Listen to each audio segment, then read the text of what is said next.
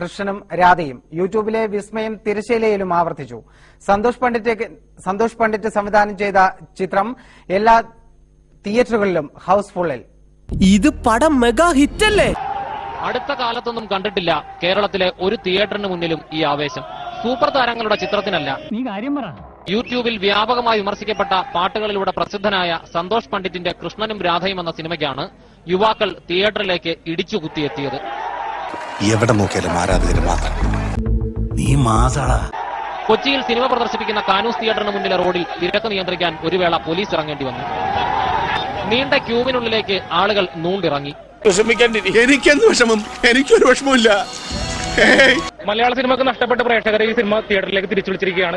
ഇതൊരു പുതിയ തുടക്കമാവട്ടെ എന്ന് ആശംസിക്കുന്നു. ഒരുപാട് ആഗ്രഹം കൊണ്ട് ഈ പടം കാണാനായിട്ട്, ഒരുപാട് കാലം കൊണ്ട് ആഗ്രഹിച്ച് കിട്ടിയൊരു പടമാണ്. ഇത് കിട്ടിയില്ലെങ്കിൽ ഞാൻ മരിച്ചു കളഞ്ഞേ. ഈശ്വര, ഞാൻ എന്താ സ്വപ്നം കാണുകയാണോ? ഇത് സ്വപ്നമല്ല, ഭാഗ്യമാണ്.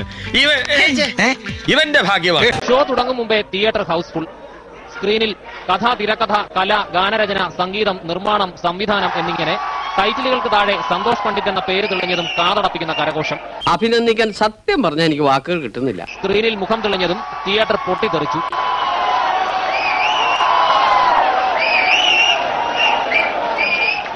ഈ കയ്യടി മൊത്തം എനിക്കാണ്. ഒറ്റയ്ക്ക് വരുമ്പോ പവർ കുറച്ച് കൂടും സാറേ. കലക്കീറ, നമ്മൾ കഷ്ടപ്പെട്ടതിന്റെ ഫലം നമുക്ക് കിട്ടി.